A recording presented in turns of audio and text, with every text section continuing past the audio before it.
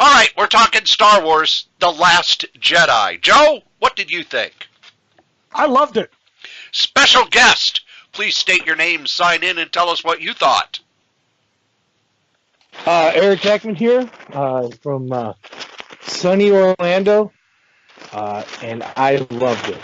Is your charming and delightful old Uncle Rat Bastard, and I loved it. And now it's spoiler time.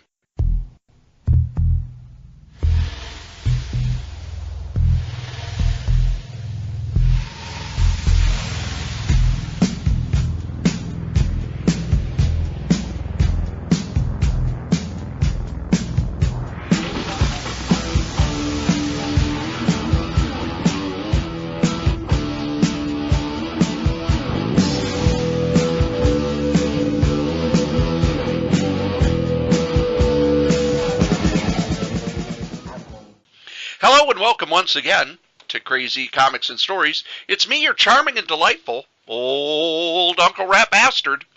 And at the other end of the series of tubes and wires that we call the internets is Joe, Crazy Writer. How you doing tonight, Joe? Oh, you don't know the power of the dark side. I gotta give up McDonald's for the new year. I thought you'd been eating at White Castle. No, the force is strong with them. Speaking of strong force, we cannot have Star Wars here at the Solitaire Rose Network without bringing in our resident Star Wars expert, Eric Turbo Jackman. How you doing, Mr. Jackman? I think he's calling from a tin can and string. Uh-oh. Did we lose him already? I'm gonna A lot warmer than you guys, I guarantee you that. Sure. Rub it in. You're on Vader's home planet, and we're a nice planet Hoth. Oh. Can you hear me? Are you calling from the Outer Rim?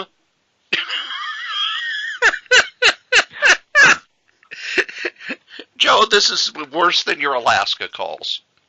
Yeah. Yeah.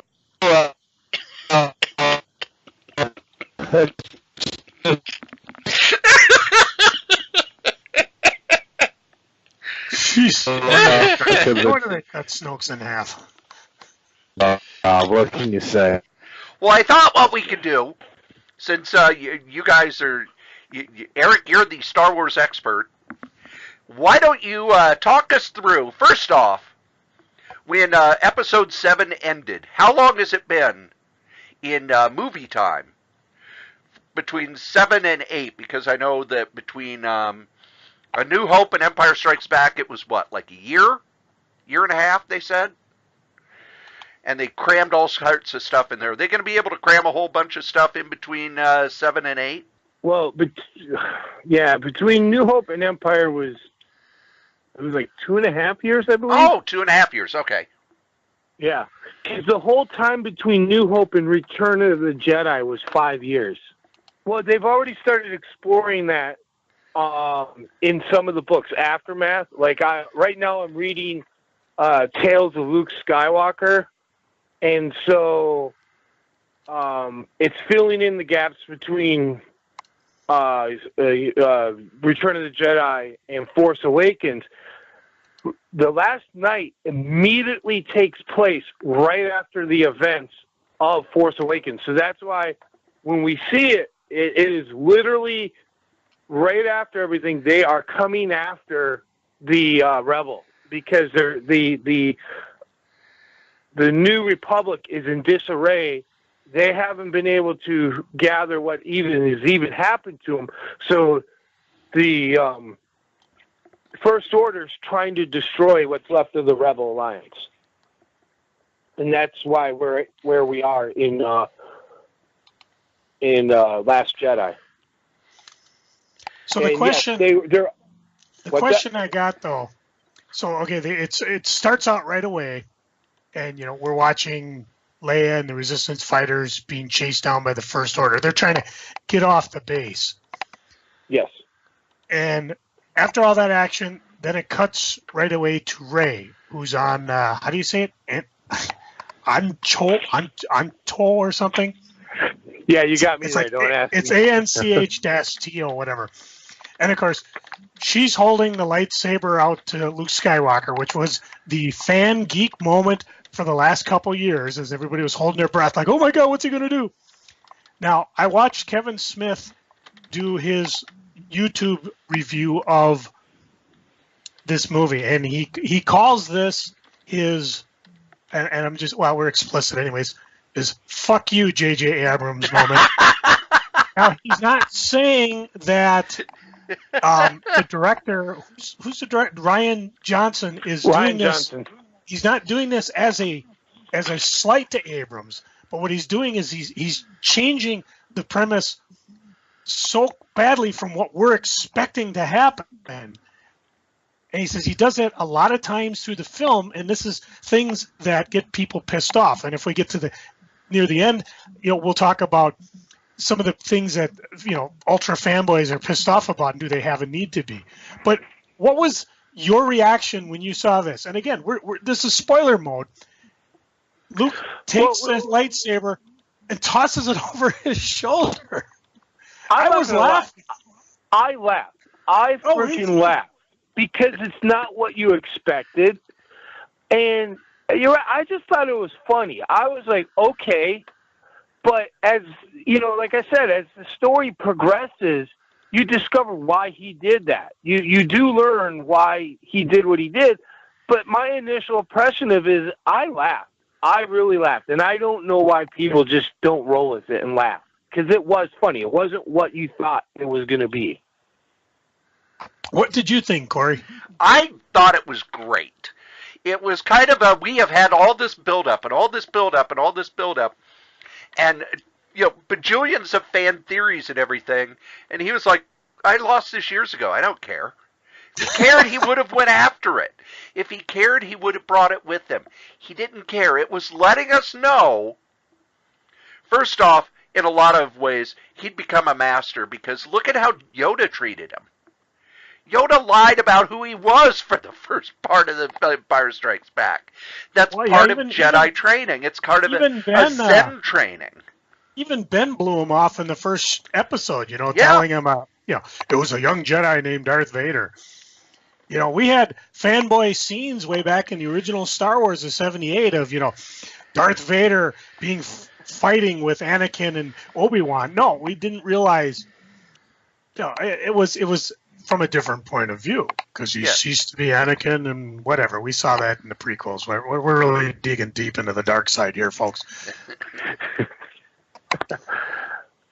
Now, the next thing that happened that I geeked for, and I think maybe we should go with this. Maybe just go with what we thought the geek moment. I loved Chewbacca's knock on the door. I mean, because I'm sitting there thinking, like, where the hell's Chewbacca? I'm thinking, Luke is blowing off Ray. I'd be like, I'm getting Chewbacca here to, like, knock some sense in his head. All of a sudden, boom, boom, boom, bam, roar. Well, and that was such a Chewbacca moment. I mean, is Chewbacca, and it was really nice. Yes, it brings in a sense of humor, and that's something the director Ryan Johnson was really good at, is interjecting a humor that really had never been in any of the Star Wars films. And it also set the tone, because you see Chewbacca and instantly Luke's like, where's Han?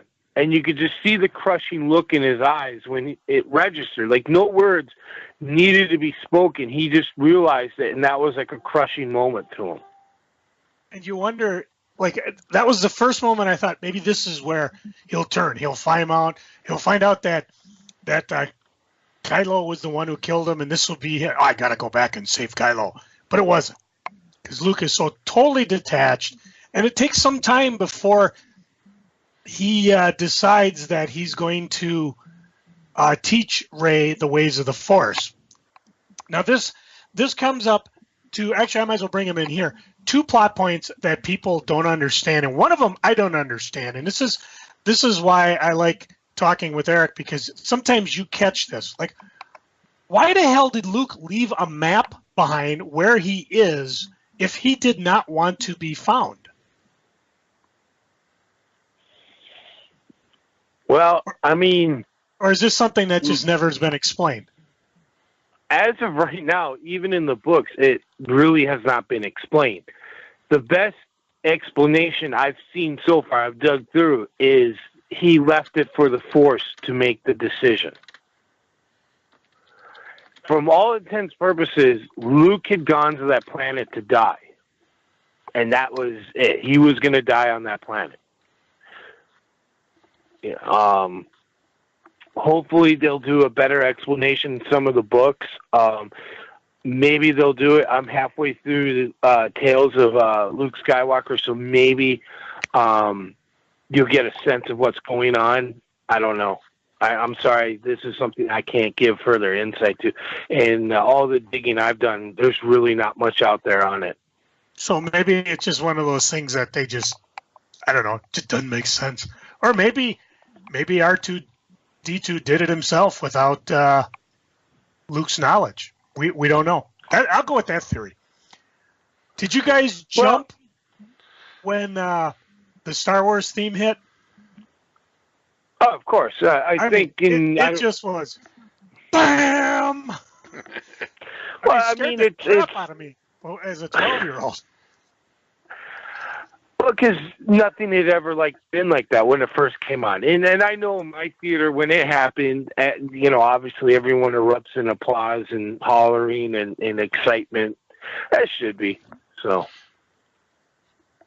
The only other moment I geeked in this whole point was when Rey looked down and saw Luke's TIE fighter, or not TIE fighter, his X-wing underground, or under the water there. Because then I'm thinking, oh, that's how he's going to get off the planet. Oh, was I wrong? Well, because interestingly, if you look, if you go see it again, look at the door that Chewie busted open, some other things, you'll see that he had actually scrapped some pieces from his X-wing to make the door and other pieces of furniture for his living conditions there. So he really wasn't going to be flying out it on that. So. Now, one thing that they did cover, and I think we're jumping around a little bit, they brought something that hadn't been there before, where Kylo and Rey are able to communicate through telepathic visions. And it was kind of interesting because I don't think I've ever seen this before. I mean, I know Snoke kind of took credit for it, but I don't know if he can totally take this one on himself. Because it was kind of interesting because they did keep communicating throughout the movie. It was just kind of an interesting thing, and it'll be interesting to see in the next movie if they continue on with this type of communication. Because, I mean, there was a time throughout the whole thing, you're like, either one of these characters could have gone either way. They could have gone to both the light side, both to the dark side. And when they were talking with each other, it brings up one of the most interesting stories as to why Kylo did what he did. Because he thought Luke tried to kill him. Yes. And then, of course... Well, what was your guys' reaction when you first saw Kylo's bare chest? Interpretation. Well, no, we've seen that before. Interpretation of Luke's treachery. Well, I think he saw it generally as how he thought he saw it through his eyes. But did you take it at the time as truth? Because Rey sure did. I took it as his version of the truth is. And this is always the interesting thing, because the truth can always get meddled generally, and there's always going to be two sides of the truth. His side, his or her side, or it doesn't matter. Each side both has their own truth. Somewhere in the middle is the exact truth. So what Kylo Ren showed was what he perceived to be the fact and truth. Now, Luke later on and showed what his actual truth was, and it kind of, well, it validated what is Kylo said, because Kylo was right. He woke up and there was Luke standing over him with his lightsaber on. It was, but then we learned that Luke, even though he was ready to do it, had that last minute of hesitation where he wasn't going to do it. But by that time, Kylo was awake. And imagine, you see him standing over you with his lightsaber ignited. Well, Kylo did what he had to do. Now, going back to the connection between Kylo and Rey, there's always been illusion with the Force that they've been able to communicate so much a degree with each other on a limited level with the Force. I think what you're seeing to a degree is a new Force power. I think they're starting to expand on what you can and can't do with the Force. And another thing is, and this goes back to the central theme of the movie, and kind of what I said when we had our Force Awakens is, you're starting to see the Force move in a different direction than what we're commonly used to seeing. And there's definitely some type of connection between Rey and Kylo in the Force. Now, I think Snoke may have guided it to a degree, but I don't know if he's completely responsible for what happened. It's interesting because I know you and I talked in the past about the Force, and this was something all the way back in the prequels where Qui-Gon Jinn said Anakin must be the one that's going to bring the balance to the Force. And you've read the books. Was it Anakin or was it Luke that brought balance to the Force? It was Anakin. It was Anakin because at the time of the Force, the Force was over heavy on the light. And so the whole purge of the Jedi and Revenge of the Sith, that was part of the Force bringing balance out. Anakin going to the dark side was probably part of the will of the Force.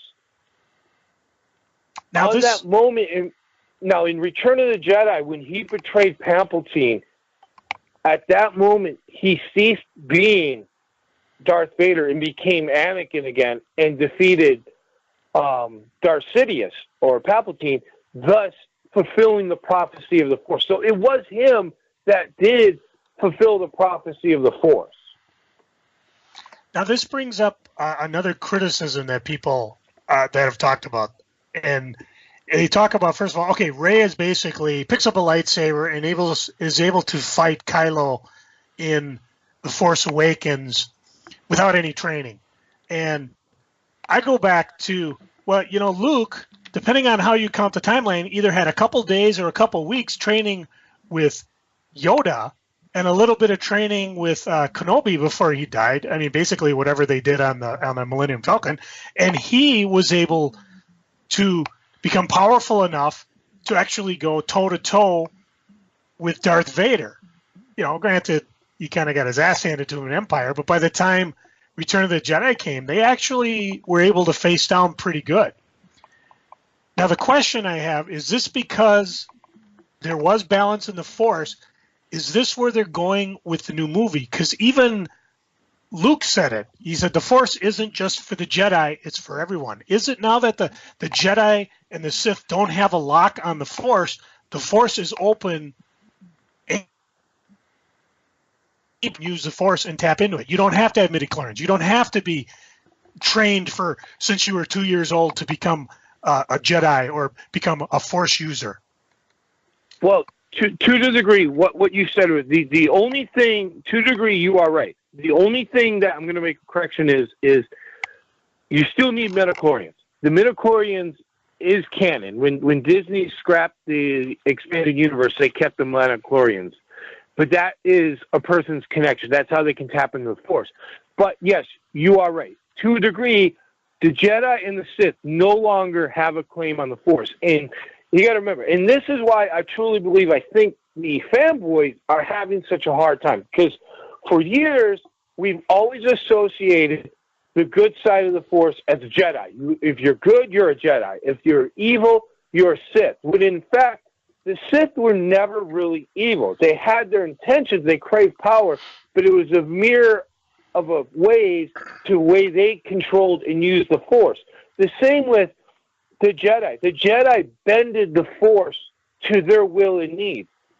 If truth be told, Qui-Gon Jinn was what we would call a true gray Jedi. He used the Force at its will. Like he believed, and that's why he was pretty much oxidized from the Jedi Order, and why Qui-Gon Jinn was also the first to transcend to the Force.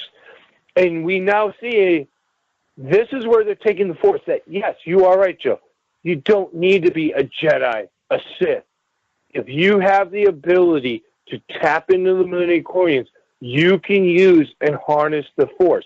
All you have to do is to be able to make that connection and follow it to the will of the Force. Kind of like we saw, again, we're jumping to the end of the movie, the little kid who used the Force to grab the broom. Because when I first saw that, I thought I didn't see what I just thought I saw. Because he just kind of grabs the Force. So basically, you're saying we could all be a Silent Bob and Mallrats and use the Force to grab that Batman gun, Gatling gun, and be able to do it. We could all be Jedis by this time next year. Well, Force users. I mean, I don't know if you're a Jedi. You've always struck me more as a Sith myself, but I definitely am Sith. But then again, because remember, and this is something that Snoke emphasized repeatedly, and this is why you could tell the way they're going. And they emphasize both sides repeatedly: light side of the Force, dark side of the Force, light side. Because again, what they're trying to do is get away from the Jedi Sith. The Jedi, as we know it, are pretty much gone. Same with the Sith. The Sith are done and gone. And Snoke was a user of the dark side of the Force. He was never a Sith. You don't have to be a Sith to be an evil user of the Force. You can just be, I'm an evil guy, and this is what it is.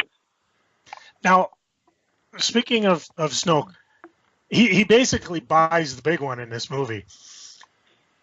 Fanboys were going crazy trying to figure out his identity. Was he? What was the name of the Sith who was trying to stop death? No, he was not Plagueis. Yeah. Everybody was like, could have been Plagueis, could have been this. I mean, the theories were just going crazy. He was just a guy who used the Force, and apparently a stupid guy too. He came from the Outer Rim.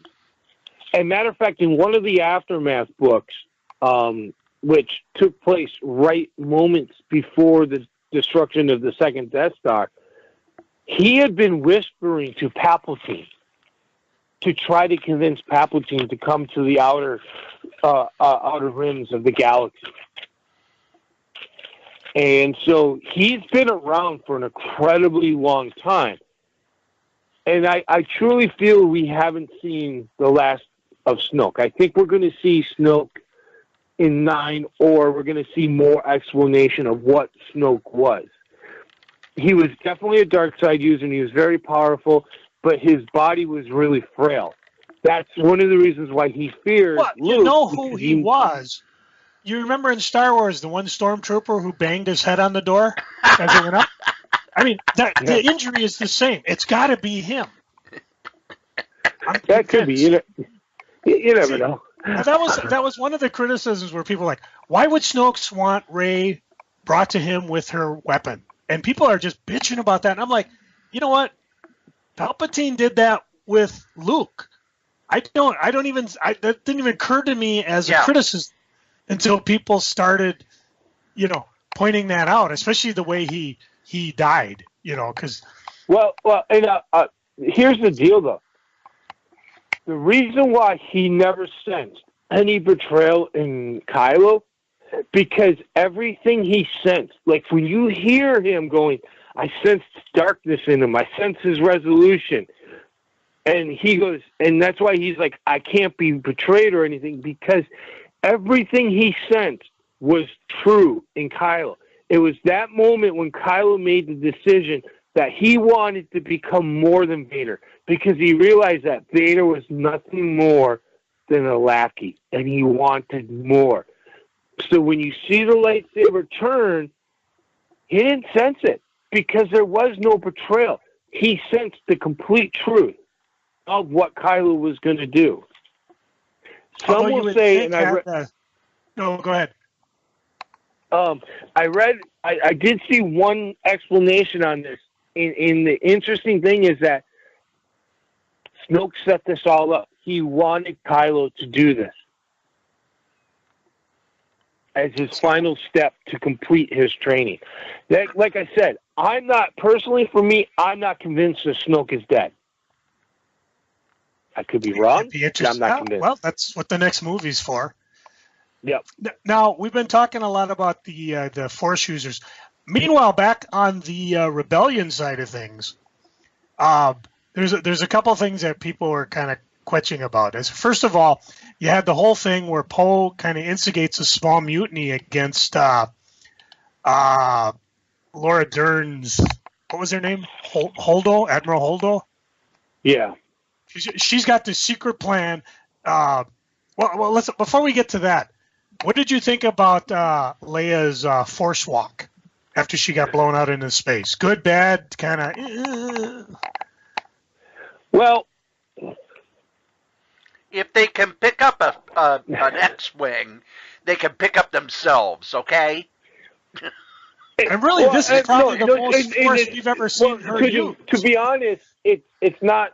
I didn't think it was a big a deal because one of the things you read about in Tales of Luke Skywalker, one of the chapters I've already read, is that there is a story of Luke jumping from Death Star ship to Death Star ship in the middle of space, slicing them and bringing them down and pulling them down in the final battle of Jakku.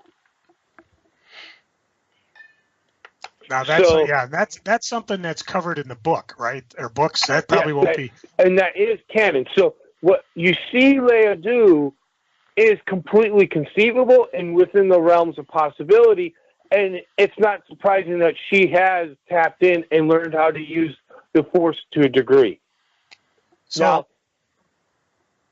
no, go ahead. My thing is, I get why they brought her in because they thought that she was going to be in 9, and it's unfortunate that she passed away. So now I really don't know what they're going to do unless they plan on CGI her for the rest of the movie. Yeah. Well, they did. I've heard people say that she's not going to be in the next one. Although, again, we'll find out. There's 2 years before that happens. Yeah, I think it's like 2019. I think it comes out. Yeah. So Leia's out. Admiral Holdo comes in, and she's made this decision. We're going to try to outrun the First Order. We don't have enough fuel to do a light jump, which, again, techno nerds jump in and say, there are two different engines, the maneuvering engines and the light jump engines. They have different fuel supplies, and I'm like, oh, God, please don't go Star Trek on me on this. Please don't. But so yeah. She's got they're like, okay, we're going to stay far enough in front of these guys where we're just going to try to outlast them. And she has a plan. Now, her plan is so secret she can't tell anybody, including Poe, which drives him insane enough where he actually kind of mutinies against these guys. And people are kind of like, they don't like that because, first of all, you've got this hothead Poe who's kind of an up-and-comer in the rebellion. And it's like, did you need to make it that big a secret that he didn't know?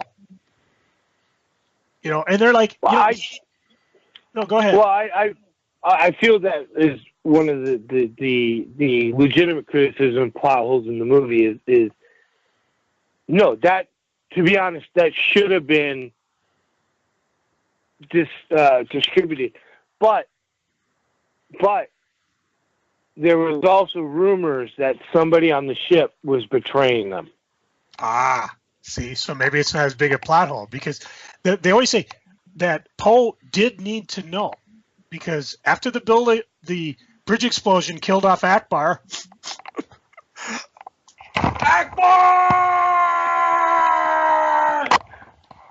It's a trap. I had to get that out of me. So Akbar's gone, Leia's gone, and the Resistance short on leadership. And Poe's a rebel hero and their best pilot. Wouldn't it be wise to get him prepped, especially so that when they get to where they're going, he can start flying people to safety? Instead, Holdo leaves them out of the loop, and it sets in a plan that gets more rebels killed, makes a mutiny. I mean, it's kind of like, how do you trust this guy after he kind of turned on him? I mean, you're a military guy. From a military standpoint, if this were to happen in the real world, of course, in the real world, he would be executed. Yeah, of course, Holdo died anyways, but I'll talk about that in a second. So part of the plan, and help me if I'm getting this wrong, because this is where I really need to see the movie again. So,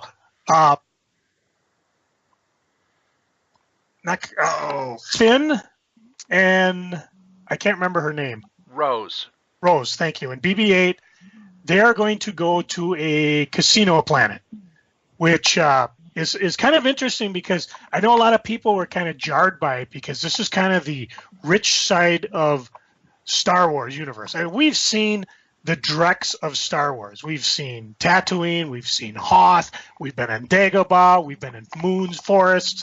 We've never really seen what high society does in the Star Wars empire, and now we do. And granted, Cory, maybe they said it was a homage to an earlier movie, almost the way the shots, the way the cameras came down over the tables, and I don't know the movie. I couldn't recognize it either, but I did like this sequence. And I also like the stuff with Poe for one simple reason. In all the Star Wars movies, the heroes are able to, they just barely figure out how to turn things around at the very end. It's all been very dependent upon a plot twist or some information that we didn't have that lets them win. And this time, things fell apart. Yeah. And I think it was important because when you go back to Empire Strikes Back, which everybody seems to forget the reaction at the time, everything in Empire Strikes Back fell apart. Luke got his ass kicked. Han Solo is shoved in carbonite. The rebels get their asses kicked all over Hoth. They lose the Battle of Hoth, okay? They lose. This did the same thing. No matter what they did, they lost. They are now at their lowest point, which is how you always end the second act. The second act is always all hope is lost. Now, I cannot remember the character's name that guided our band to the casino planet. What was she's a Force user too, the one with the big eyes? Oh, yeah, she was in the first movie, but I don't remember her name. I thought a better idea, and again, this is just fanboy service. She should have said something like, I don't know if I can help you find this hacker, but I know someone who can. Boom. Bring in Billy D. Williams as Londo.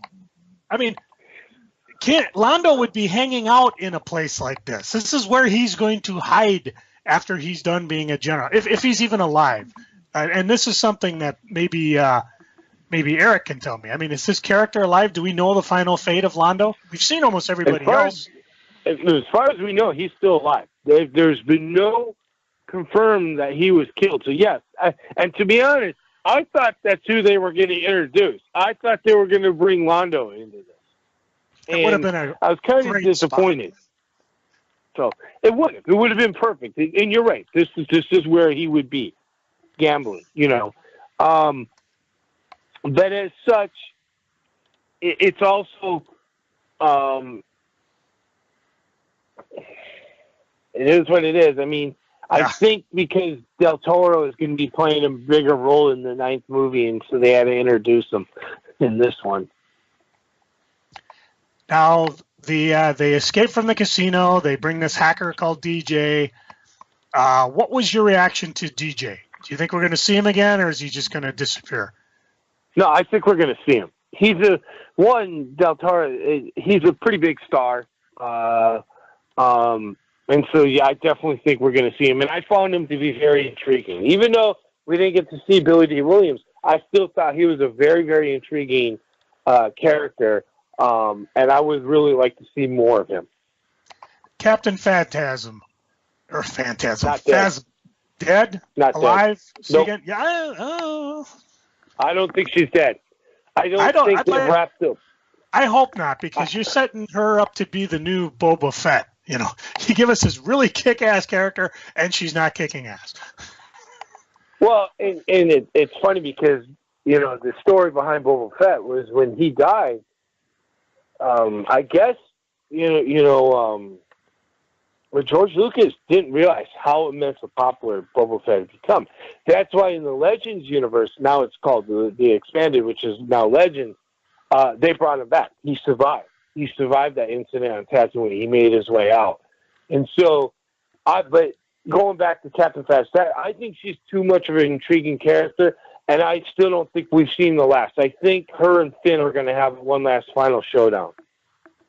Yeah, because there's more history between those two that people don't realize. I mean, if I realize, I mean, she trained Finn. That's why she's so mad at him, and why Finn is. I mean, that's why these two butt heads, because they were together so much, at least before Finn, changed sides. I will also say this: there was one. I have some things that I didn't like, and one of the things I didn't like is Finn conquered his fear in the last movie. That was his story arc, and we start this one with him back to being scared of everything all the time. And that did not work for me, because the end of Force Awakens, he took up a lightsaber and went after Kylo Ren. That's not something a coward would do. But this movie starts up. He's trying to bail from the ship, and he's trying to get away. And I know that it was to set up for Rose to kind of become part of the group, and for her to sort of rub off on him so that he understood what it meant to be a hero. But there had to be a better way to do it than starting him off just as cowardly as he was at the beginning of Force Awakens, because it wiped away all that character development that they did. And it also could have brought up when Captain Phasma did show up. That could be his oh shit moment, because Yes. It's like, oh God, I'm facing the one person I don't want to face.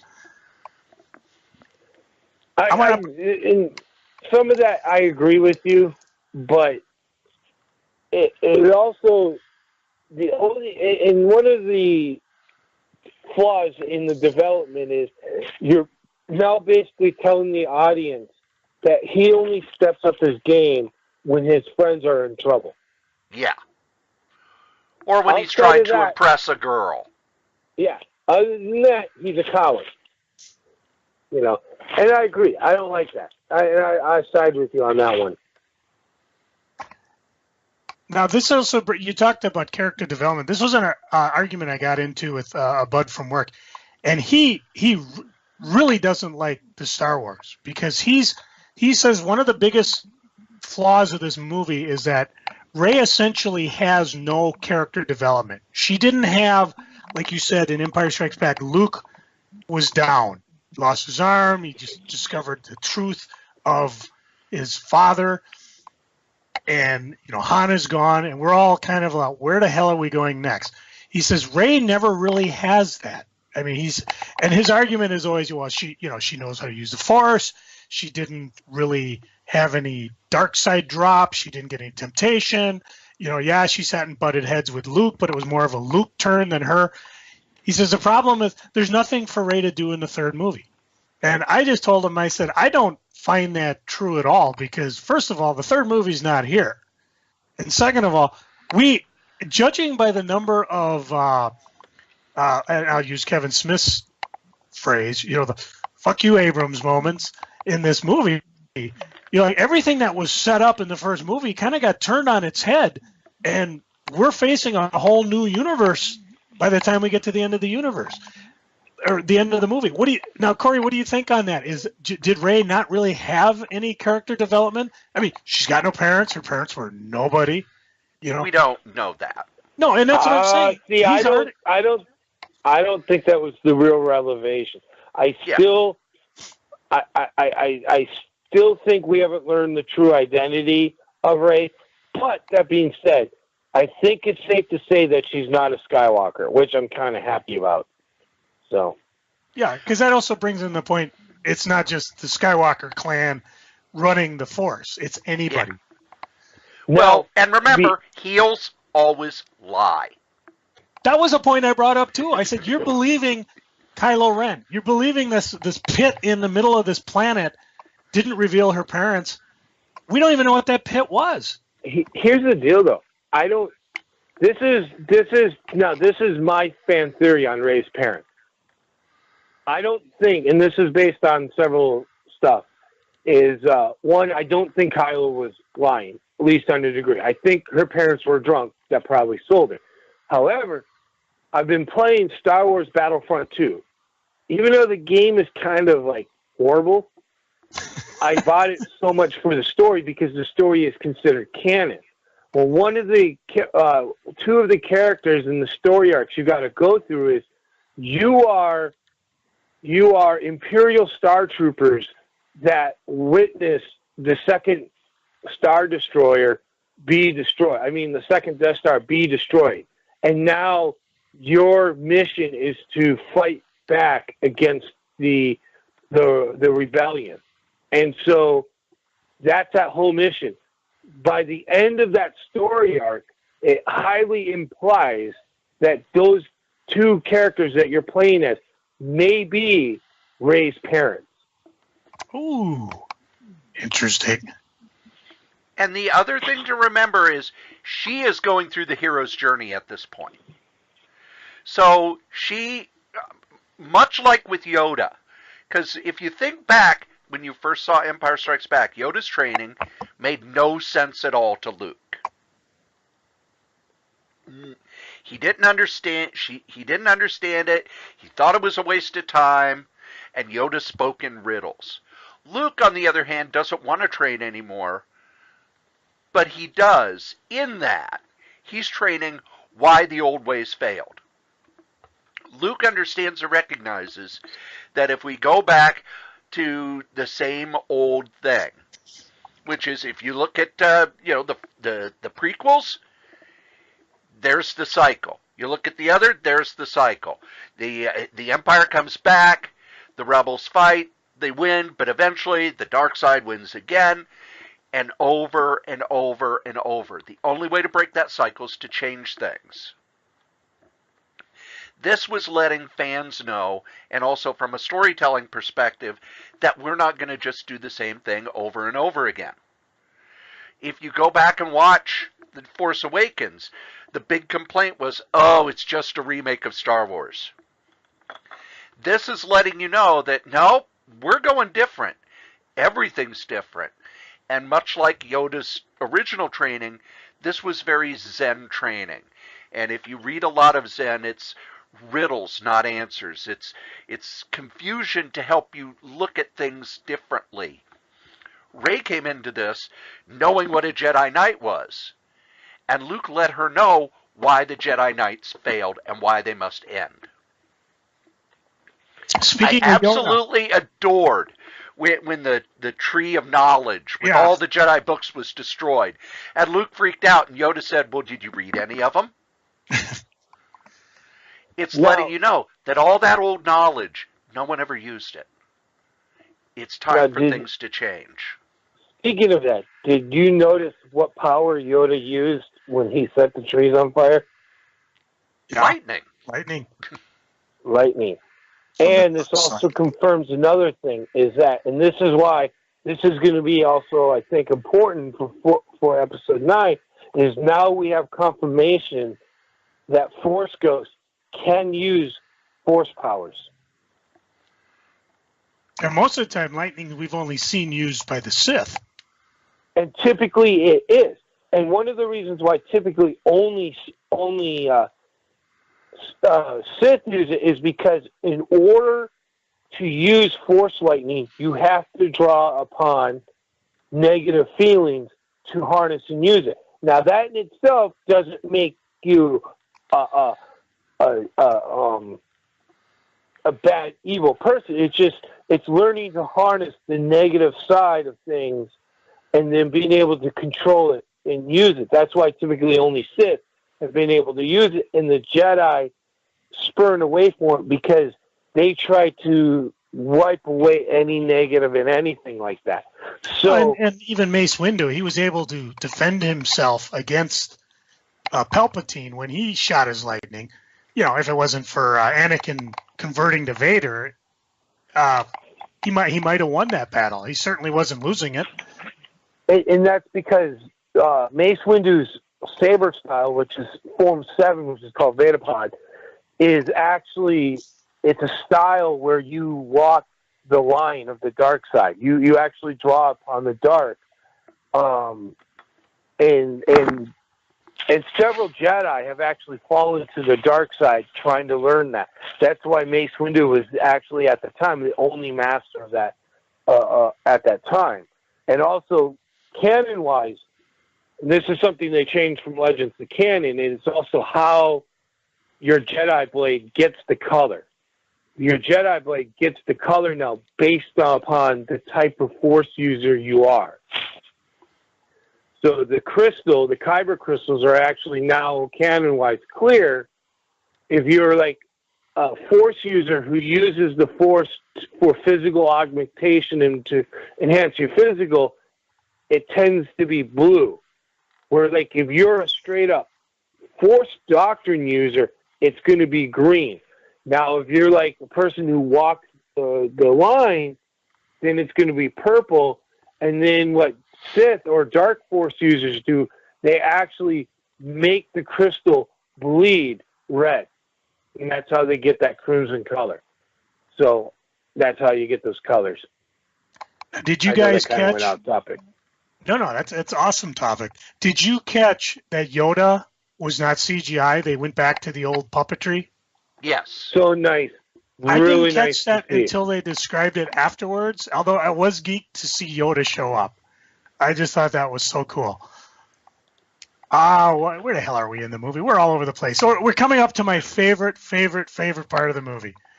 Kylo kills Snoke, and then him and Rey work together against Snoke's elite guards. Oh, if they're, say what you will about the prequels, when you get to the lightsaber battles, I could just take the lightsaber battles out of the prequels, and that would be enough for me. And this was awesome. I mean, I almost want to see. I mean, granted, you're taking away any movie conflict. I almost want to see Kylo and Rey just stay together and work against, because this was quite possibly the most kick-ass part of the movie. It was a very solid scene, and I enjoyed it. I know some people have criticized that lightsaber duel, but I actually found it very well done. I liked it, and it was a very, very interesting battle. And I think it will put a lot of perspectives, especially on Kylo and Rey, because people, I think, had a lot of questions on Kylo going in there. And yes, he truly can fight with that lightsaber. And of course, but it was just, huh? No, I was just saying, it was just amazing. I mean, I don't. You're trained in weapons. I mean, was it a pretty solid fight? I mean, was it the way you'd expect it to, if it paired out in reality? Well, and actually that's why I liked it, because the one thing you notice is they really weren't fancy with the battle. All those saber scenes were very simplistic, and it shows two different things. Is one, yes, they are trained, or more so, Kylo may be trained in how to use a lightsaber, but he's trained in an era where lightsaber use isn't as common. As versus in the prequels, the reason why you see the Jedi twirling this and that is because lightsaber use is a very common practice. They use it. They practice dueling. Well, now we're in a time, yes, Kylo was taught how to use a lightsaber, but he didn't practice all that much. It just wasn't a need. It just wasn't, that wasn't the necessity of the era of that common of the Force user. And Rey was going on instinct. And I know a lot of fans say, well, she's never had her training. And true, but this is what nobody wants to acknowledge. The Force is guiding Rey. When she is fighting, she is being guided by the Force. And they already established in Force Awakens that she does have some type of weapons training, at least with her staff, that she can somewhat transfer over to her lightsaber skills. And of course, this is the scene, say goodbye. Using the Force, Rey and Kylo fight. They struggle for possession of Anakin Skywalker's lightsaber, and it gets destroyed. Bye-bye. Which will lead up to another a complaint, but we are not getting there yet. Oh, where the hell are we? Okay, Leia recovers, stuns Poe, which I thought was pretty cool. She just shows up and just bang. What did you guys think of Carrie Fisher's? I mean, this is since her last run as Leia due to her death. What did you think of this? Did this affect you when you were watching the movie, or was the movie so good you were just able to, enjoy it without realizing, oh, this is it, we'll never see her again? No, I actually was kind of saddened with the realization that where are they going to go from here? Because this is clearly, the movie was filmed with the intent of her coming back. And that's what saddens me, is the fact that we get to see so much of her in this movie, but with the knowledge that this is it. This is truly it. And I kind of feel sad that we're almost not going to get a final goodbye with her now. I'll echo that. It really didn't hit me till the very end, after the credits, when we got the dedicated to our princess, because I let myself get carried away in a movie, and I don't think about the actor. Because if I did, I would have thought about, when I went and saw it, there was the story that Mark Hamill said, oh, this is not my Luke Skywalker. And then, of course, we find out that it was taken out of context and everything. But I watch a lot of movies knowing that this is the last performance by this actor, or this actor's no longer with us. New Year's Eve, they showed the Thin Man movies. And while I didn't watch all of them, I did watch, kind of the first one and then the last one. And watching the last one, they didn't know it was going to be the last Thin Man movie. So it just felt like another installment. So while they were doing this, they were setting up plans for the next movie as best they could. And now I guess they're doing some rewrites and everything. But I think a lot of the complaints people had about Leia in the first movie kind of showed how shallow those complaints were. Because in this, we were shown what a strong character she is, yet again, how good an actress Carrie Fisher is, and how her age. And that was one of the things that really struck me. People are like, well, they're getting rid of all the old characters. Go back and watch Star Wars. They get rid of all of the players from the before time. That's what's happening here. All of the players from the before time, this is the end of their story. So while we probably won't get the end of Princess Leia's story that we, not only that we would have liked, but also that they would have planned, for her to go out in this story worked well. You mean no Star Wars The Next Generation? Well, that's what we're watching. We're watching Star Wars The Next Generation. Now, this brings up the next point. Okay, so Leia's up, Poe gets stunned, they bring him back. This is what the plan was all along. They end up to a old Rebel Alliance base on Kray, which I guess, Turbo, we've seen this before. This has been in canon somewhere. Yes, I just don't remember where. Okay. But Oh, yes, well, it you know, is. you're It's actually, you're just a Force user. You're not a full Sith. yeah, no, it's actually. I think it's in one of the aftermath books. It's referenced. So I'm just looking it up. Small mineral planet, cover, blah, blah, blah. Once hosted a Rebel Alliance outpost during the early rebellion during the tyrannical Galactic Empire. And you're right, it's from a book, Leia, Princess of Alderaan, 2017, which would be canon because it's a newer book. yeah, So they're trying to get all the small transports away. The idea is that they won't see the small transports. They'll be concentrating on a ship, which apparently isn't true because Snoke's able to reveal that he can see this, which is, again, Snoke's dumb idea because he never really told that to anybody else. Now, when Holdo realizes what's going on, she's the only one left on the ship. She turns the ship around, programs it for light speed, and in one of the most incredible scenes in the movie, in all of Star Wars, she rams Snoke's ship going to light speed, which brings back everything that Han Solo's ever said. You know, you got to really program for light speed, otherwise you go running into things. Oh my God, the howl from the fanboys. How come? That's not right. How come? They never would have done. They would have seen it turning around. They would have realized what she was planning. And I said, well, they kind of realized it. But the criticism is like, well, why haven't we seen light speed ramming before? Allow me to use World War II. You know, when we started seeing kamikazes landing on our battle cruisers and aircraft carriers, we didn't turn around and use kamikazes. I don't think, be it as it may, neither the Empire nor the Rebels were suicidal to the point where they just would ram light speed ships into each other just to destroy them. So to me, it was like, that's why they don't do it a lot in Star Wars. The Empire and the Rebellions, they're not suicidal. They're not kamikaze. It'd be tough to maneuver against, but to me, it was such a last-minute thing. It's like they took this awesome scene and they just turned it into fanboy bitching.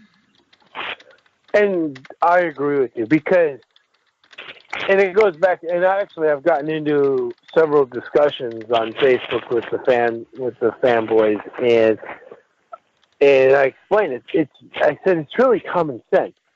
Whether it was the Rebels or the Rebellion, they only have a limited amount of ships. You're not going to go around and just light speeding every ship that you come across because you lose a ship, and trying to replace a ship is very difficult. And same with and of course the Empire's not going to do it just because they're going to use their overwhelming numbers and the superiority of their ships to try to take you down. Ships cost money. I mean, it's Imperial product. I mean, people forget. I'm like, this stuff costs money. I mean, it's just, and that's one of the reasons why you see the Rebels in the new Star Wars movies struggling and have such old equipment. Is they don't have the money.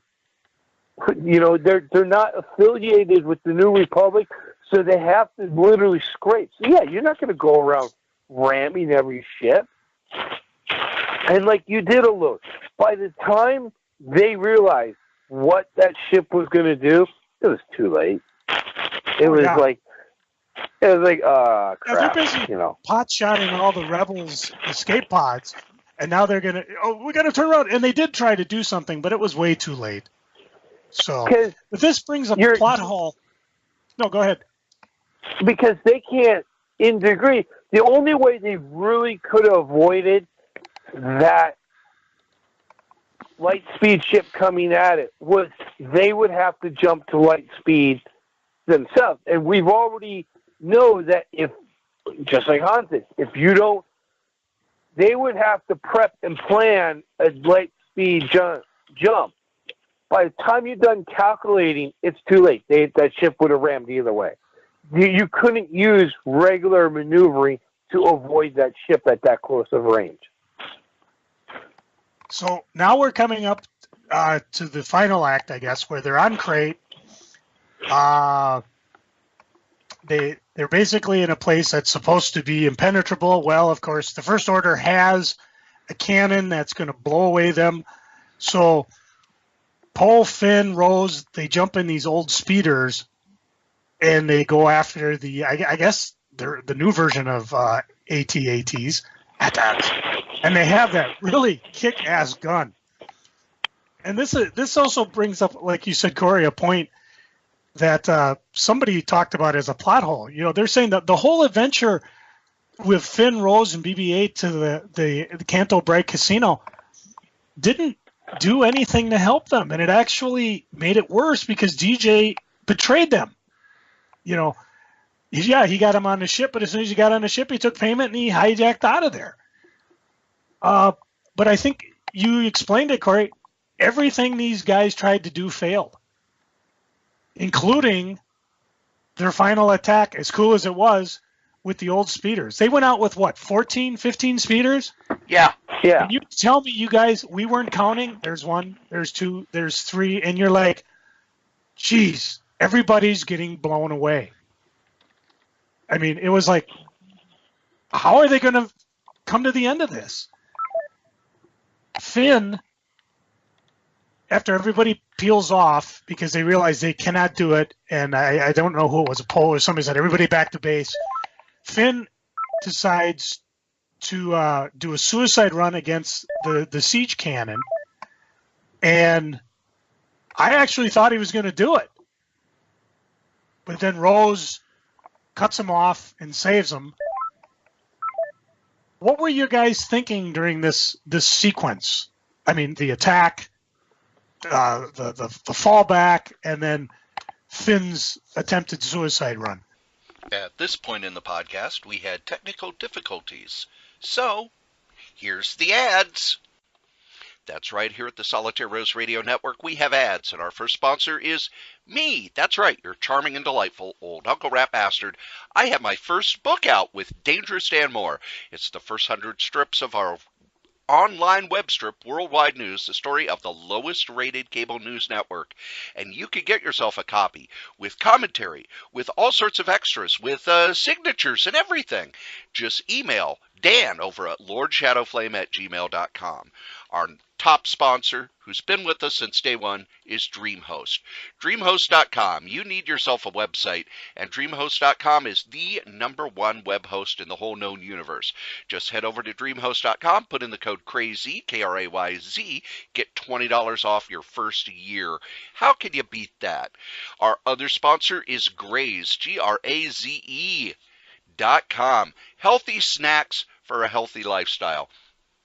Just head over to Graze, put in the code CORYS3R5P. Your first and fifth box are free. You can get them weekly. You can get them bi-weekly. You can get them monthly. You can just order a whole bunch of them. It's great stuff to keep you away from the vending machine at work. Now, if you would like to leave a comment for any of the podcasts that we do, we'd love those. Go ahead and email us at solitairerosenetwork@gmail.com, or you can call 952-856-0519. Operators are standing by.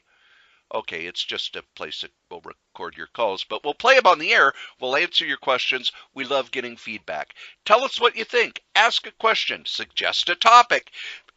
Be a guest. Send us your stuff. SolitaireRoseNetwork@gmail.com. If you would like to advertise on any of the Solitaire Rose radio shows, you can. Just email us at SolitaireRoseNetwork@gmail.com. Subject advertising. Thanks. Final battle. The final battle.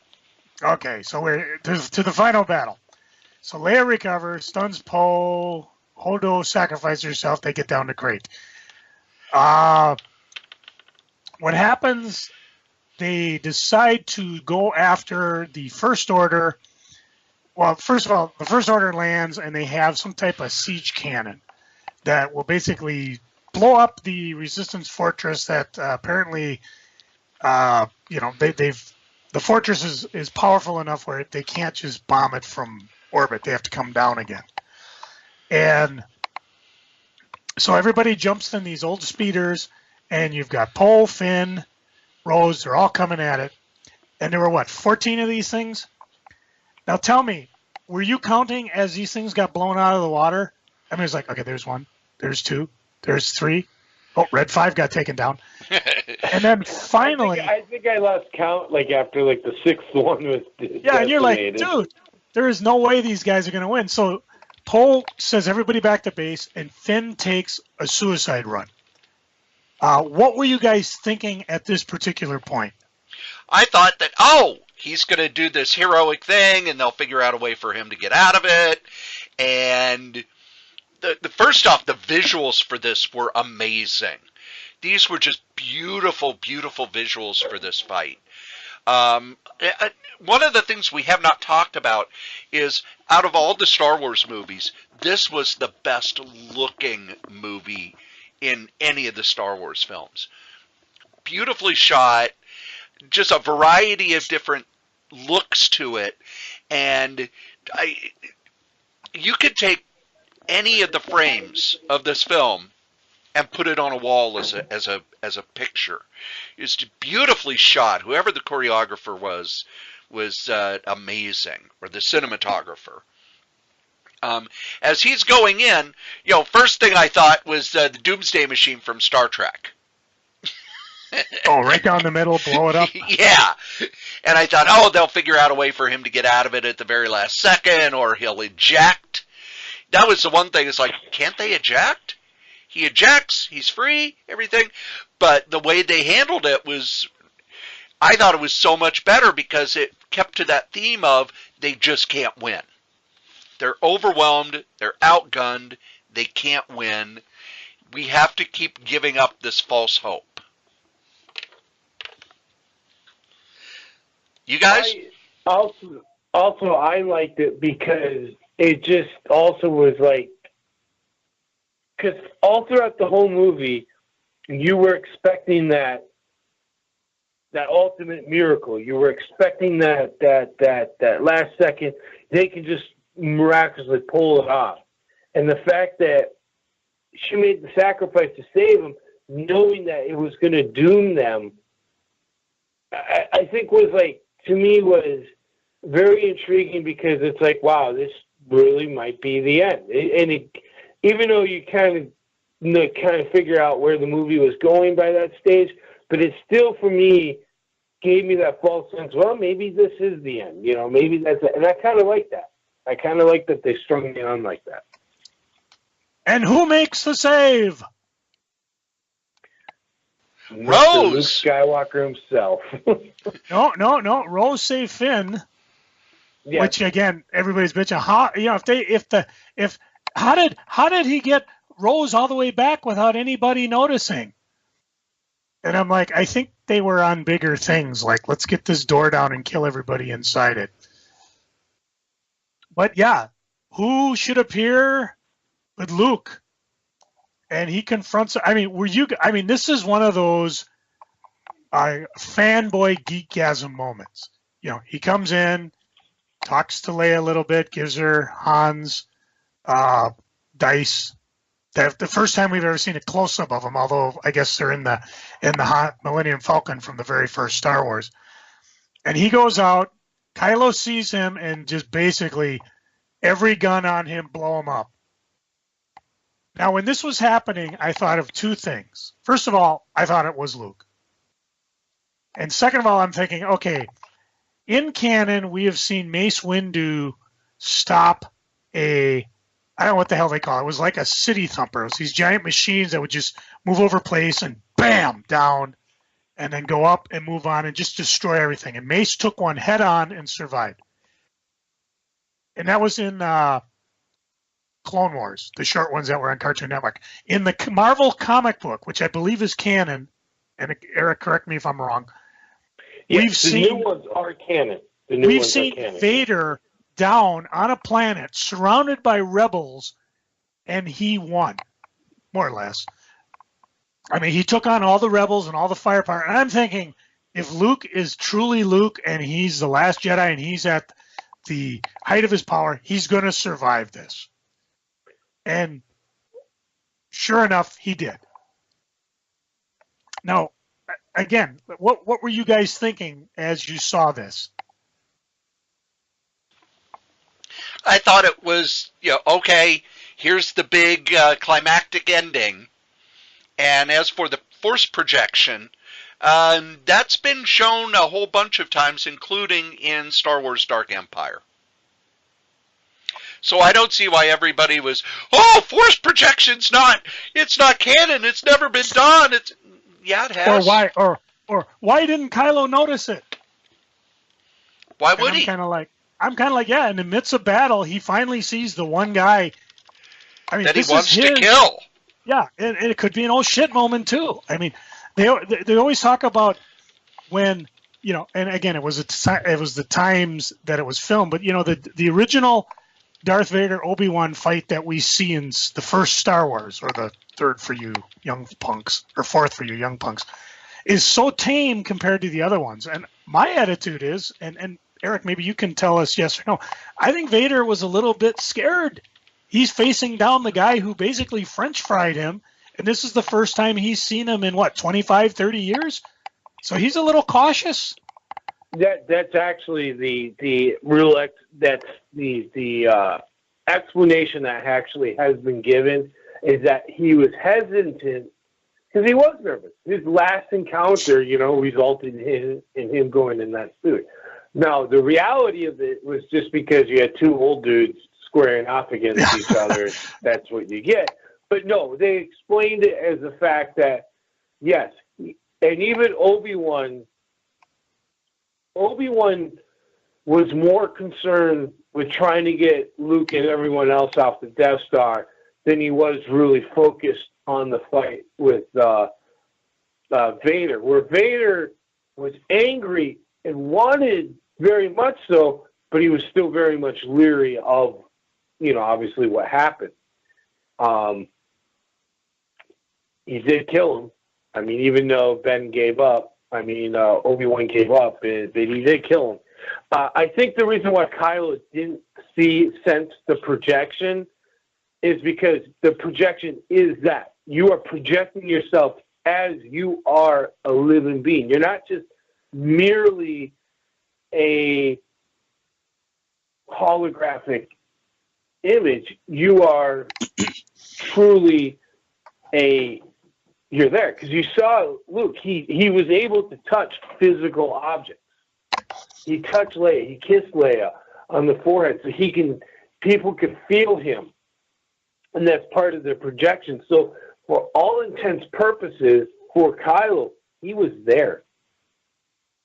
And I read some of the fanboys complaining, like, he has his lightsaber back. We saw it destroyed.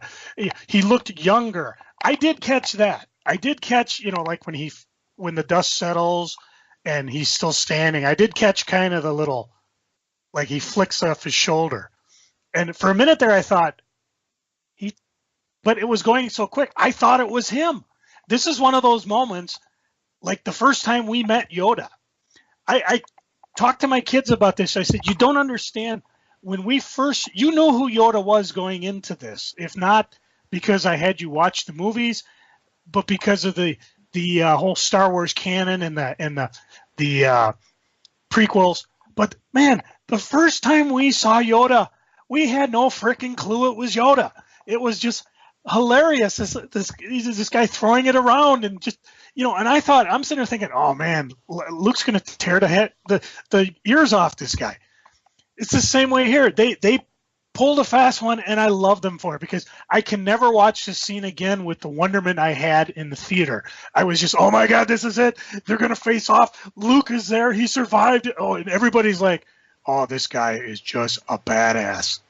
Talking about Luke. And of course, when after the fight and Luke just kind of stops and it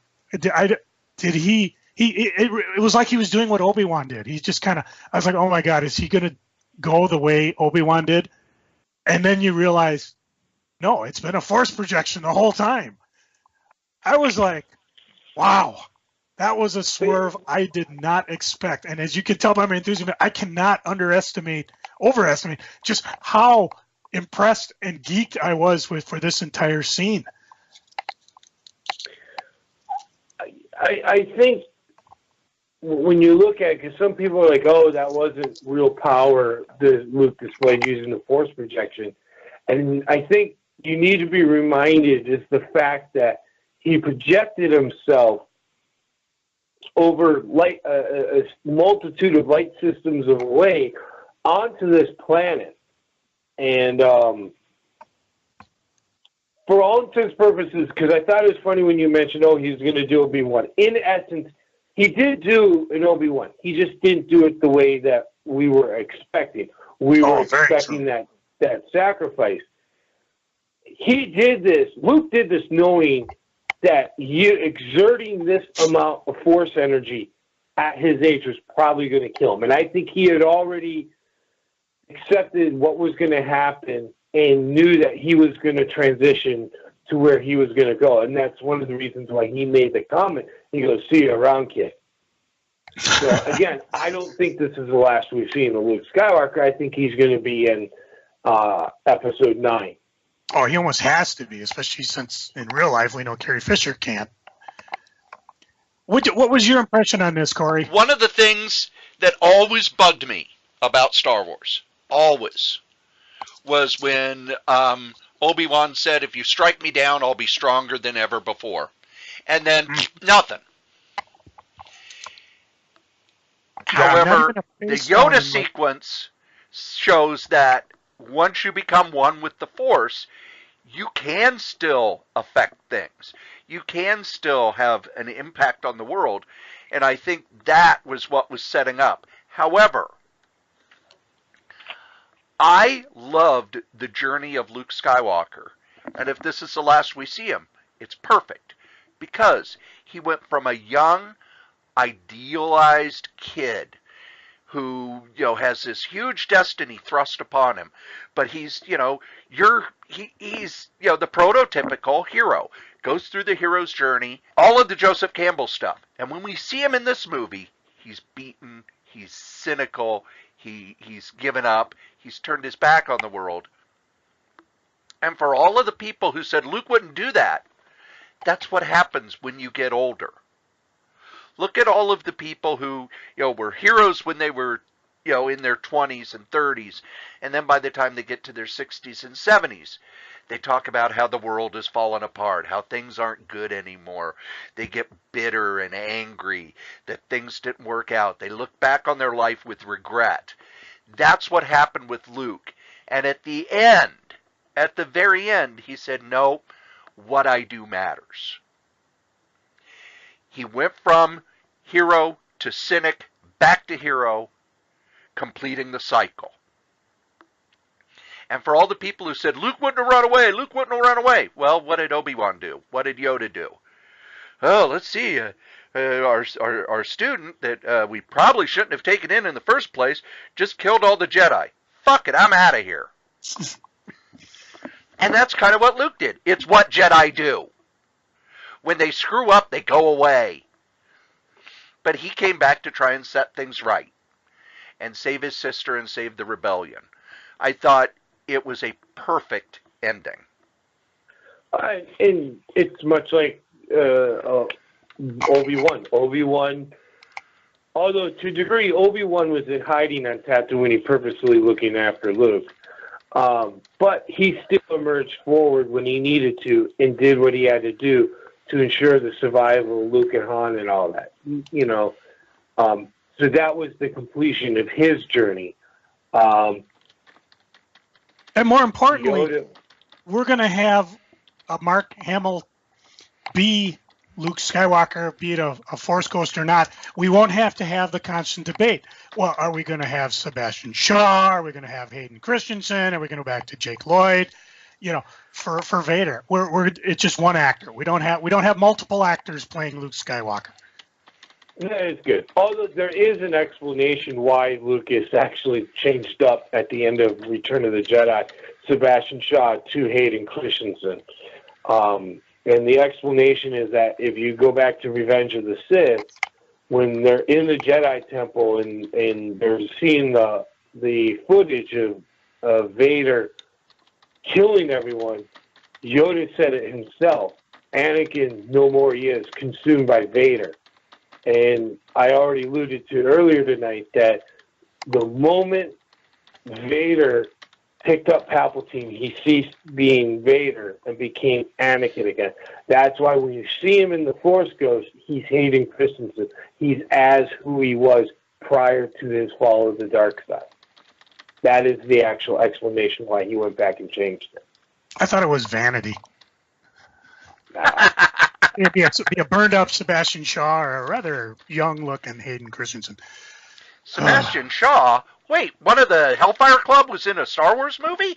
Sure, why not? Yeah. Hey, why not? Why not? Pretty soon Disney's going to own us all. Cory, I'm waiting for you to mastermind the buyout of this here podcast to Disney. I'm trying. All right, a short glimpse of the They book. offered us $1.50. Ray has the books from the Jedi Temple, which I totally missed the first time. And then, of course, it brings back what Yoda said. Oh, yeah, it made sense. We see the children. That's kind of the Easter egg. The children, one of them uses the Force to get the broom. Leia gives us a reassurance that the rebellion has all it needs to rise again, because obviously they kind of put the word out, hey, we're here, nobody came to help, but we're going to continue nonetheless. Which brings us to the most difficult part of the entire movie, a controversy that has no end. I need to know, porgs, yes or no? Yes! Yes, tastes like chicken. Oh, God, I loved them. I had no idea what the hell a porg was other than the people bitching about it before the movie, because I saw the movie after Christmas. And two of the gifts I got for my daughters is that porg where you press the belly and it makes its noise. And I was actually going to have it down here for the podcast, but neither of them will let me use it. Snots. Force is weak in them. And of course, I absolutely love the scene where Chewie's, grilling one. Always thinking with your stomach, aren't you? The look the other porg gave him. I got to be honest, it looked just like a Cornish hen. It looked good. It did. I was a little hungry. I was like, geez, do I want to order room service? Or, because I was at one of those theaters, you could order everything. And then later I find out the reason why they made the porgs is because apparently where they filmed the whole Jedi Temple thing was a puffin sanctuary. So all the little porgs flying around are actually digitally blurted out puffins because there was no way they were going to let the filmmakers move all the puffins off the island. And it works. Now they have a new thing to sell us. Yeah. And at first, that's what I was apprehensive about. I thought initially this is just going to be like a selling gimmick. They're just throwing this in there so they can get us to sell it. But it did work. You guys are right. It did work. And it's funny, Joe, because when you posted it on Facebook, I wonder what they taste like.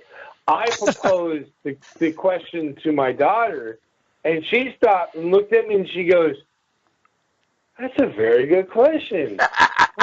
She goes, "I think they would taste like chicken." So yes, I think they taste like chicken. Too bad Chewie didn't get to find out. I think they're a little chewy myself.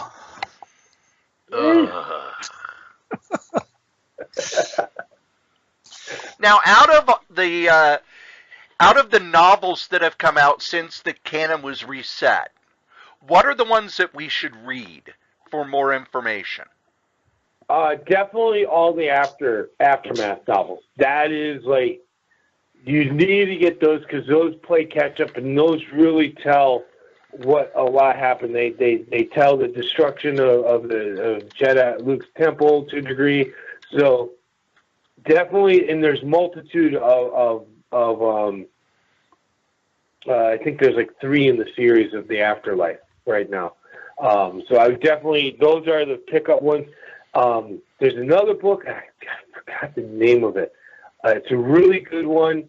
It takes place before Return of the Jedi, and it's Vader and Palpatine crash on the planet, and they have to work together. And it's already showing by this stage when they crashed that they don't like each other.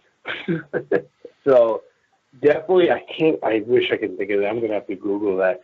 But if you can get the name of the book, remember it, find it, definitely get that one, because I'll give you some insight onto that one. So, Well, let me take a look. I think I started reading the first one, and it was about these really poor people, and yeah, it was the first one, Star Wars Aftermath. I got about 100 pages in, and I could not pay attention anymore at all. And I was just going to comment on it. Unfortunately, the new books in the canon have been kind of So it's one of those, if you want to fill it in, you're going to have to read it if you want to get that backstory.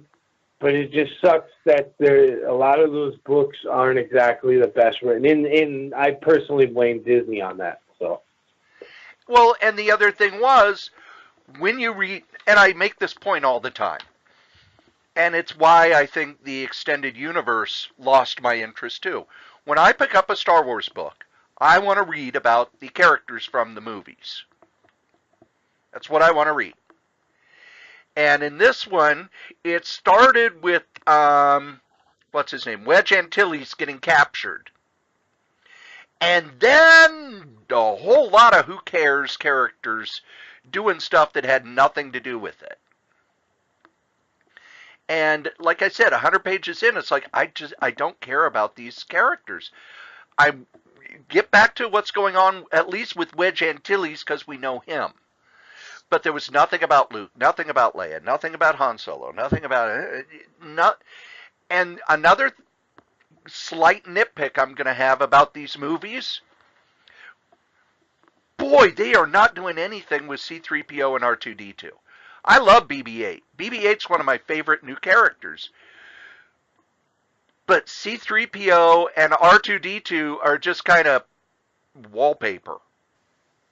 Especially CP3O. I think he is just, I think they just have him there to be there now. It's just, he does nothing to add to any of the stories. And it's just, even though they didn't do much with R2-D2, at least him and Luke had somewhat of a scene together that was kind of like a reconciliation of what was going on. And so I did like that scene, but yes, I will side with you that they just aren't doing enough with them. I would like to see more of, at a minimum, CP3, not CP3, but R2-D2. I'd like to see more of him. CP0, they can just shelve him for all I care at this stage. Joe, are you at all interested in any of the books? I probably am, just because we talked with this. I know I talked Turbo offline, but the expanded universe got to be almost too much. It was like you never knew where to jump in. In past, I've talked about Dark Horse and how they would always include the timeline as to where this book take place. I will probably just use recommendations that Turbo gives, like, hey, this is the one to watch. This is, read this one. It'll give you insights into different things. Even the comic book, for the most part, I'll probably just wait and catch a lot of those online, too.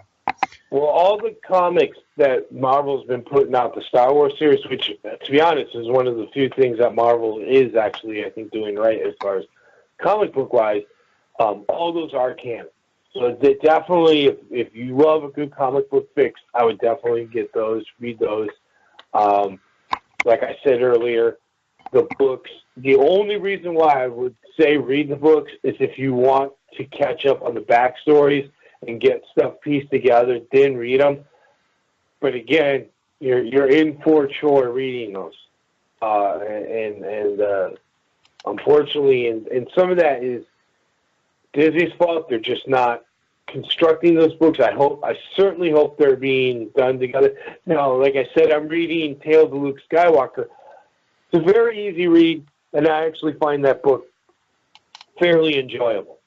So I would recommend, at least at a minimum, reading that one. I did find out the Canto Bight sequence, the casino scene, was reference to the 1985 Terry Gilliam film Brazil. Huh. You know, that's where Finn and Rose were arrested for committing a parking violation. It was kind of a homage there. I'm still trying to figure out where the whole, and maybe that was the beginning of the other one too. You know, where they had the old swoop down over the tables and kind of show everything going on there. So all sorts of fun Easter eggs to look in here. Now, We've got till December 2019 before the next one comes out.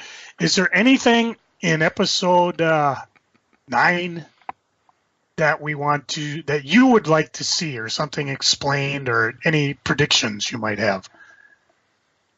Well, I'll get mine out of the way first. First, I'm more excited about the Han Solo movie than episode 9, because the Han Solo movie is just 5 months away. And it's directed by Ron Howard, and, with all the rumors and all the bullshit, if I have to read one more person on Facebook saying, "Oh, Last Jedi's a bomb," the movie has made $1 billion. Yeah, it has now made more money than Rogue One, and it's probably, it's not going to be as big as Force Awakens, because Force Awakens was like, oh my God, we've waited so long for this. I mean, say what you will, Star Trek, the motion picture, was, made money, but it wasn't, Yeah, but they made a sequel. And hopefully they keep doing that with Star Wars. I mean, they say this is going to be a trilogy. Do you think it is, or do you think we're going to see? Will they beg, borrow, steal, and try to get all the principals? Guys, come on, let's make another 3. Well, what it is, this is a trilogy, and then Rian Johnson's been signed to make another trilogy. So we're going to get Star Wars movies for the rest of our lives. Oh, yeah. And I want more of the stuff like Rogue One, where it's just off from the main storyline, because that's where you can do more creative stuff. That's where you can play in that universe more. And we've learned from Dark Horse and the novels and Marvel and everything that that's a big universe to play in, especially now that Rian Johnson has opened it up even further. So I'm going to do like I did with this one. I go out of my way to avoid spoilers. I don't even want to see the trailers. Yeah, I just want to be surprised. If you look at the toys hanging sometimes in the toy aisles, you might catch a character glimpse. Definitely don't read the back of these things, because they'll give away secrets. I personally, I'm not sure where they're going to go with the next one. I am actually very, very happy with this. This movie took me in places I wasn't expecting, and I certainly wasn't predicting. Even just listen to me blather on and on about when Luke finally shows up at the end. Wasn't quite what I expected it to be. So I'm willing to sit down and see where they're going. They got my trust. They got my $5 because I went on cheap movie night. But if I had to do one movie, I would do a Mace Windu movie that he survived the fall. He recovered. He found out what happened, and I'd love to see a young Vader and a Mace Windu smackdown. But that's just me. It's like all the characters I want to see again, they killed off. Boba Fett, Darth Maul. Turbo, what about you? All right. I definitely like the direction it was going. I felt like they took all the fan theories and basically said, fuck you, that's not what's happening. We're going in a different direction. You gotta watch Kevin Smith with this thing, because a lot of times they're like, "Yeah, this is a fuck you, Abrams moment." Just taking what they originally did and they moved somewhere else. When I look at Force Awakens, I still feel as flawed as Force Awakens was. I think Force Awakens achieved its objective. It got the fans back into Star Wars. It reminded us why we love Star Wars, why we watch Star Wars, and all that good stuff. It gave us that feel-good feeling when we got done. And what was great about it, I think that's what allowed them to do Rogue One, do the experimentation, go in a different direction, and why that worked so well. Because people were finally on board the Star Wars train again. I think if you had done Rogue One before Force Awakens, I think that would have flopped. I don't know if people would have been able to get behind that. So again, Force Awakens served its purpose. Now, unfortunately, I often feel that sometimes Star Wars fans are the greatest enemy of Star Wars. And because I know a lot of Star Wars, and even my brother to a degree, they wanted the first one to go in a completely new direction. And they're also the same people now that Last Jedi went in a completely new direction. They're the ones bitching about it. They're like, oh, it's not Star Wars. It went in different directions. Give me something different, but not too different. Exactly. I'm like, wait a minute, this is what you wanted. You wanted this from the get-go. So that's what I like about it. It's going in a new direction. I'm looking forward to 9. Because I'm curious to see how this trilogy is going to all play. Abrams is back. I'm curious to see how he's going to piece it all in together. I guess the biggest thing for me is, as long as they answer the questions that I think we have, I think they'll be fine. I think this is going to be fine. The Han Solo movie, I think, is going to be fun. Unfortunately, they're going to have real stiff competition because it opens up on the same day as Deadpool. And as of right now, I think Deadpool is going to win out on that one. So, hold on, let me take a look. I don't remember that. Because I know Avengers opens at the beginning of the month. Okay, I thought it was July it was coming out. No, it's Memorial Day weekend. Okay, well, what's coming out on Memorial Day? That's what I'm going to. So and of course, Avengers is coming out, the Saturday, Free Comic Book Day? Yes, Avengers Infinity War comes out on the 4th. Oh, Jesus, I'm going to have to work more overtime. And Solo, A Star Wars Story is the only major movie opening on Friday, May 25th. Okay, so maybe they moved it. Yeah, there's room for all of us. Deadpool is June 1st. Okay. So it's the next week. Now, what's going to be interesting is how much steam is Infinity Wars still going to be going off of? Because Infinity Wars comes out beginning of May. Yeah. I don't know. I'm hoping Disney has this worked out where by the time Han comes on out, they've gotten what they were going to get out of Infinity Wars before this. That may take a bite. So, they'll probably got it. I mean, they're going to do huge bank the first weekend. Everybody's going to bitch about the second weekend fall off. I even told Turbo that this particular movie, Last Jedi, had a record for the biggest fall off from the first week to the second week, but it's still going strong.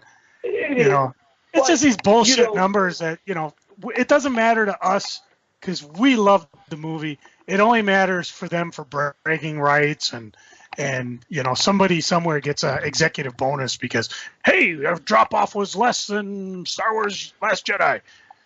What I do think that is valuable is it's really, I think when they see that drop-off, it is going to make them take notice. It is going to make Disney Studios go, okay, and really figure out why the drop-off was there. So I think, to be honest, I think this major drop-off is going to be a beneficial thing because it's going to make them reevaluate what they're doing. And unfortunately, this is something that DC is now paying. Warner Brothers is learning a very hard lesson. They kept on pushing through their movies and ignoring everything, and now they're in a bad position after Justice League, even though I actually enjoyed Justice League, to be honest. So... Well, I got a special guest here for the final word. Are you ready? Sure.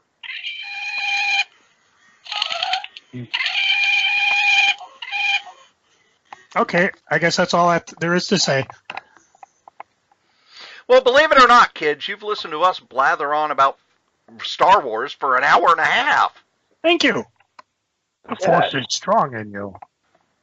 And as we say every week, the comic we like the least, we still like better than the comic that you like the most. Joe? Well, I'll let Turbo kick in here before I get the last word here. All right. Comic that I liked, I like the fact that they're rebooting the Wolverine franchise again. What I don't like is how they're doing it. I think that is where I'm on the fence. Love that he's coming back. Don't like how he's coming back. That is going to be my final word on that. And I want everybody to know we do not get a kickback from Disney for talking nonstop Disney for the last hour and a half, right? Turbo, how do you feel about disco music? Play it. Hit my music.